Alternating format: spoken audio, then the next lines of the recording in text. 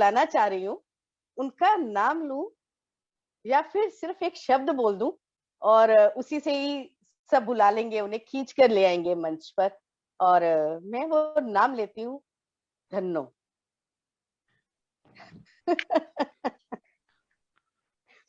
खालिक जी। क्या बात बिल्कुल। है, क्या और बात है। धन्नो सजी हुई है अलग अलग रंगों में। आप खालिक जी के पीछे देखें। खालिक जी, बिल्कुल आपका तहे दिल से स्वागत है।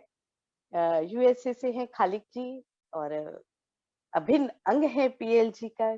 पीएलजी हर मौसम, हर सर्दी गर्मी, बारिश बरसात, सूखा और हर चीज खालिक जी के साथ ही देखता है।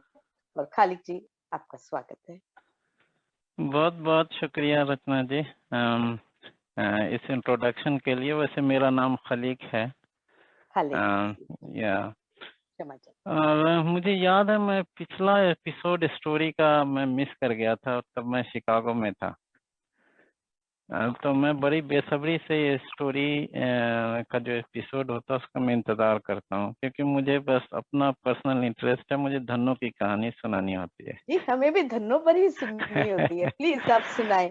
अभी तो तो फैटी धन्नो को सुनना बाकी है, ये खंजरे खंजीरा। हमने बहुत अच्छी अच्छी स्टोरी सुनी, बट ये story this is on a lighter note. तो लेकिन मैं जब लिखता हूँ तो मेरे दिल को बहुत हल्का करती है ये, इसलिए मैं जब सोच से भर जाता हूँ तो मैं लिखता हूँ ये। जी तो ये बिल्कुल। स्टोरी का जो उन्वान है, ये एक्चुअली जिंदगी का एक सफर है, मेरा और धन्नो का। और इसका उन्वान है जरूरत से शौक तक। तो कहानी कुछ इस स्वागत है। तरह से है और थोड़ी सी लंबी है, तो मैं उसके लिए पहले ही माजरत चाहूंगा। दोपहर में चाचा दालान में सोते, कभी कभी पांव दबाने के लिए बुला लेते। जब जोर जोर से खर्राटे लेने लगते, हम दबे पांव वहां से निकल जाते। भरी दोपहर एक दिन चाचा को जब आंख लग गई, पता नहीं मेरे मन में क्या सूझी, पास खड़े वैले साइकिल लेके निकल गया। पहली बार साइकिल की सीट पर कूद के चढ़ने की कोशिश की, धड़ाम से गिरा, टखनों में थोड़ी चोट आई, लेकिन मुझे खुद से ज्यादा साइकिल की फिक्र थी। अगर मेरी करतूत का पता चला तो डांट खाने से कौन बचाएगा। साइकिल ठीक ठाक लग रही थी, पिछले दरवाजे से जाकर उसी जगह वापस खड़ी कर दी। 2 दिनों तक अंदेशा रहा, चाचा को अगर गड़बड़ का एहसास हुआ तो डांट पड़ेगी। सच कहूं तो अपने वालिद से ज्यादा चाचा से डर लगता था। लेकिन अब आदत तो बिगड़ गई थी। लेकिन अब आदत तो बिगड़ गई थी। 1 सप्ताह बाद फिर वही हरकत, चिलचिलाती धूप में साइकिल सीखने का शौक। कद का कद काठी इतनी छोटी, डर लगा रहता कि फिर गिरा। तभी एक मित्र मेरे सामने से साइकिल चलाते हुए निकला। लगा मुझे कह रहा हो, नई तरकीब आजमा, कद का छोटा होने में तेरा क्या कसूर। अगले 2-3 दिन में ही साइकिल चलाना सीख गया। दोपहर को साइकिल के साथ चक्कर लगाना एक मामूल सा हो गया। दिन बीतता गया, देखते देखते हमारे पांव सीट से जमीन को चूमने लगे। तब सही तरीके से साइकिल चलाना सीखा। चाचा को हमारे कारनामों का पता चल चुका था। एक दिन उन्होंने हमें पास के गांव में किसी काम से भेजा और कहा कि मेरी साइकिल ले जाओ। मेरे लिए यह बहुत सम्मान की बात थी। चाचा के सामने शान से साइकिल निकाली और सवार होकर निकल पड़े। कभी कभी साइकिल चलाते हुए सुस्ता भी लेते। चलते ट्रैक्टर ट्रेलर को पीछे से पकड़ा, साइकिल खुद ही साथ साथ पीछे भागने लगती। साइकिल हमारी अहम जरूरत थी। स्कूल, ट्यूशन और बाजार, जहां भी जाना हो साइकिल ही एक सवारी थी। साइकिल की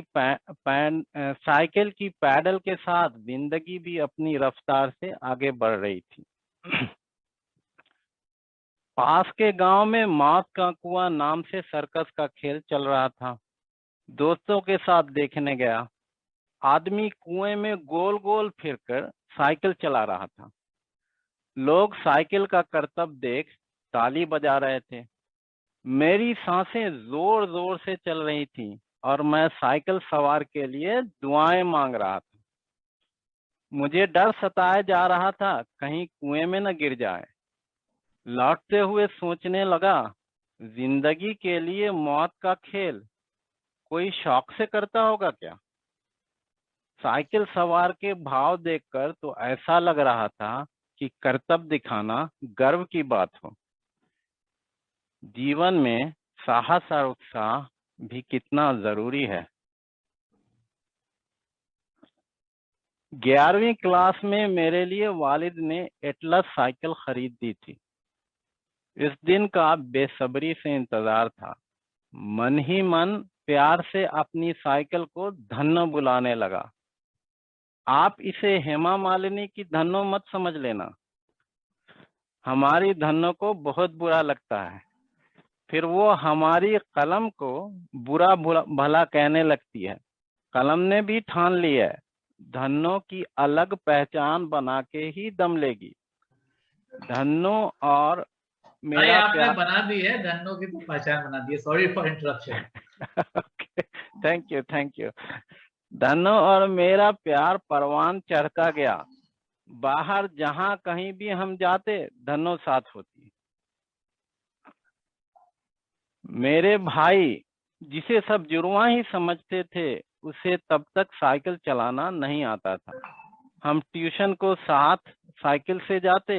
वो मेरी सीट के आगे डंडे पे बैठता था। उसे अच्छा नहीं लगता था।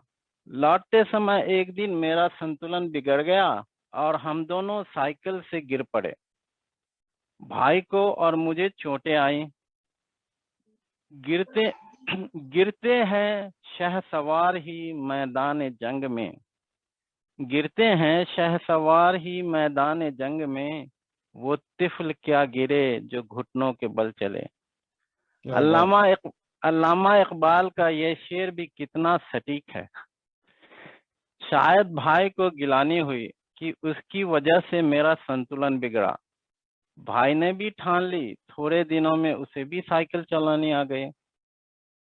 हम दोनों अलग अलग साइकिल पे सवार साथ साथ ट्यूशन को जाने लगे। मैंने भाई से कहा, जो होता है अच्छे के लिए होता है।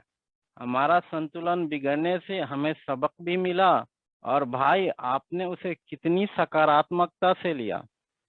भाई हंसा और बोला, मैं तुमसे बड़ा हूं।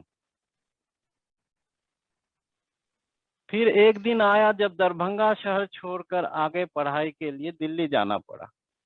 दिल्ली में जुड़वा भाई और धन्नो दोनों की बहुत याद आती। वो कहते हैं ना, पाने के लिए कुछ खोना पड़ता है। छुट्टियों में दरभंगा जाते तो भाई से घंटों बातें होती और धन्नो के साथ घूम घूम कर रिश्तेदारों के यहाँ मिलने जाता। समय बीतता गया, हम बड़े होते गए। फिर नौकरी और जिंदगी की नई दौड़ में धन्नो कहीं गुमसी हो गई। समय का चक्र घूमता ही रहता है। जीवन में आगे बढ़ने की तगोदौ में 7 समंदर का लंबा सफर पार की उड़ान करते हुए अमेरिका आ गया। उड़ान किसे अच्छी नहीं लगती।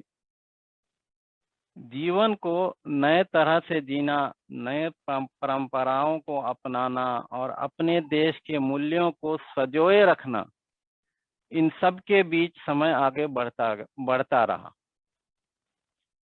यहाँ लोग अपने घरों का पुराना सामान बेचते हैं। उसका भी शहर में एक इवेंट होता है जिसे गराज सेल कहते हैं। सामान जो जरूरत का ना हो लोग सस्ते दामों पर बेच देते हैं और खरीदने वाले को भी बुरा नहीं लगता। गैराज सेल में एक पुरानी साइकिल दिखी, हम उठा लाए और उसे चलाने लगे। पास वाली झील पर रोज चक्कर लगाता, जैसे बचपन फिर लौट आया। धनो वापिस हमारी जिंदगी में साथ हो गई और मैं धनवान हो गया। झील के फेरों के साथ पराये शहर में भी अपनापन लगने लगा। मानो अजनबी शहर में झील खुली बाहों से हर फेरे के साथ अपनी गर्मजोशी का एहसास दिला रही हो। यहाँ साइकिल को भी बाइक कहते हैं। बच्चे बड़े हो रहे थे। एक दिन बड़े बेटे ने मुझे बाइक चलाते हुए देखा और बोला, dad, this is girls bike. मैंने उसकी बातों को अनसुना कर दिया। हरे रंग की बाइक को चलाते हुए 2 साल हो गए थे। कभी कभी दूसरे बाइकर्स मुस्कुराते और अजीब नजरों से हमें देखते, लेकिन आज बेटे की बातों ने मुझे उसकी वजह का एहसास दिला दिया। सच कहते हैं, प्यार अंधा होता है, लेकिन अपनी नादानी पर मुझे कोई गिला न था। बेटे ने पार्क से लौटते हुए कहा, dad, this is embarrassing, you must get a men's bike. मुझे भी बहाना मिल गया। उसी दिन बाइक शॉप जाकर नई चमचमाती बाइक खरीद कर ले आया। और अगली लाइन पढ़ने से पहले मैंने दरवाजा बंद कर दिया। बेगम ने देखा और पूछने लगी, ये दूसरी साइकिल क्या करोगे? मैंने मजाक से कहा, तुम्हारे गुची के पर्स से सस्ती है। फिर बेटे की बात बताई और हम दोनों जोर से हंसने लगे। जिंदगी के इस मोड़ पे बाइकिंग का अलग रंग, मौज मस्ती और चुस्त दुरुस्त रहने के लिए भागना। शहर में अकेले बाइकिंग करते हुए कई साल बीत गए। देसी मित्रों को बाइकिंग के फायदे बताते हुए थक चुका था। सेठी साहब, आपको भी फायदे बताए थे मैंने। ग्रीन साइकिल का क्या बना? वो पढ़ रहा हूँ अभी। थक चुका था, लेकिन कोई नया बाइकर मित्र बना नहीं पाया। कभी कभी अपने भाई जो अब इस दुनिया में नहीं रहा की याद आती, काश वो भी साथ होता। 2020 में कोरोना ने दुनिया में हलचल मचा दी, लेकिन यह धन्यों के लिए 2020 में कोरोना ने दुनिया में हलचल मचा दी, लेकिन यह धन्यों के लिए एक वरदान की तरह था। शहर में कई नए बाइकर दिखने लगे, फिर हम साथ साथ साइकिल चलाते। धीरे धीरे बाइकिंग ग्रुप में कई लोग शामिल होते गए। हर वीकेंड हम शहर से दूर एक साथ बाइकिंग करते, टुन घंटी बजाते हुए रेस लगाते और ट्रेल पे अपने कब्जे का ऐलान करते। मुझे लगा एक भाई की जगह कितने भाई मिल गए और बाइकिंग परिवार कितना बड़ा हो गया। मैं अकेला ही चला था जानिबे मंजिल, मगर लोग साथ आते गए और कारवां बनता गया। ये मजरू सुल्तानपुरी का शेर है। धन्नो अपनी कहानी सुन रही थी, बोली, एक बात मैं कह दूं, जब से मैंने तुम्हारी जिंदगी में री एंट्री ली है, तुम कितने शौकीन हो गए हो। अपने लिए रंग बिरंगे बाइकिंग ड्रेस और मेरे लिए टिमटिमाती लाइट, मिरर, कुछ न कुछ नया खरीदते ही रहते हो। मैंने कहा, धन्नो, बाइकर को बाइकर जैसा दिखना जरूरी है। क्या बात है खालिक जी, बहुत बढ़िया। Thank you, thank you, thank you. बहुत उम्दा खलीक भाई, वाह। बहुत बढ़िया, you. बहुत बढ़िया। एक खास भाई- बात है कि इनकी कहानी सुनाने में कि हम लोग हंसते रहते हैं और ये बिल्कुल शांत रहते हैं, इनके चेहरे पे हंसी नहीं आती कोई, ये आराम से सुनाते रहते हैं ये। जी जी जी जी। और हरी जिस साइकिल तरीके से छोटी तो हरे इन्होंने रंग की जैकेट धन्नों क्यों को आप पहनी है? कैरेक्टराइज, सॉरी सतीश जी कुछ कह रहे हैं। मैं पूछ रहा था खलीक भाई को कि हरे रंग की साइकिल तो छुड़वा दी बेटे जी ने, सर, मैंने अब परंपराओं के नहीं, हरे हरी रंग की रंग की कहानी जैकेट क्यों डाली है नहीं, लड़कियों हरी रंग वाली? की पहले बाइक की कहानी सुना देता हूँ। परंपराएं यहाँ पे आपने भी सीखी, हमने भी सीखी। हमने फिर गराज सेल में वो वुमेन्स बाइक को बेच दिया। लेकिन एक और खास बात बहुत यह भी अच्छी है कहानी। खलीक जी की, ये कि हालांकि इनकी कहानी आप अगर वैसे देखें तो बहुत हल्की फुल्की होती है, लेकिन बीच में ये इतनी गहरी बातें और इतने गहरे तंज छोड़ जाते हैं जो जी जी आप जी। जो आपको अंदर से झकझोर देते हैं। ये सिर्फ एक व्यक्ति की साइकिल चलाने की कहानी नहीं होती, इसमें बहुत गहरी बातें थैंक होती यू, हैं। थैंक बहुत यू, आनंद थैंक यू, बिल्कुल। Thank you. दिल में जो भी होता सब कहानी उंडेल देते हैं। जी या जी जी जी। या सेठी साहब, वो जो आप जैकेट की बात कर रहे हैं, तो लास्ट लाइन मैंने बोला ना, बाइकर को बाइकर जैसा दिखना जरूरी है। सही है। और जो इनकी बिल्कुल। कहानी का टाइटल ही है ना कि जरूरत से शौक था, तो वही बहुत सारी बातें कह जाता है। हम्म। जी। और जैसा कि अनुपम जी ने अभी कहा कि बीच बीच में ये कहानी तो बिल्कुल हल्की फुल्की चलती रहती है, लगता है जैसे बिल्कुल आसपास की कहीं पड़ोस की बातें हो रही हैं। लेकिन उसमें जो साथ साथ में ये जो छोटी छोटी बातें कहे जाते हैं वो बड़ी गहरी बातें होती हैं। और मुझे याद आ जाता है प्रेमचंद के कहानियों की। प्रेमचंद की कहानियों का कुछ ऐसा ही अंदाज होता है कि वो एक छोटी सी कहानी किसी गांव की लेते हैं, और वो उस कहानी को कहते कहते बीच बीच में कुछ ऐसी बातें कह जाते हैं जो कि बहुत बड़ा संदेश है। Thank you, thank you. लेकिन आपने कहाँ से कहाँ मिला दिया कुशल भाई। मैंने कब प्रेमचंद की एक दो ही कहानी पढ़ी थी बचपन में, लेकिन मैं पढ़ूंगा अब। इनका नाम आज से मुंशी खलीक चंद होना चाहिए। जी जी जी जी जी।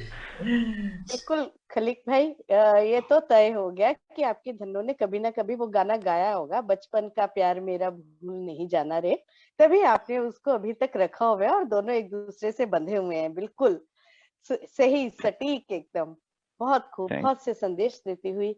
कहाँ आपने अपने भाई को भी याद किया, कहाँ कोरोना को लेकर भी, और कहाँ एनवायरमेंट, बहुत सारी बातों को आपने समेटा हल्के फुल्के अंदाज में। ये अंदाज सीखने वाला है, और सच में अपनी कहानियों में मैं कोशिश करूंगी कि थोड़ा हल्के फुल्के अंदाज में गहरी बात कह सकूं। बहुत शुक्रिया।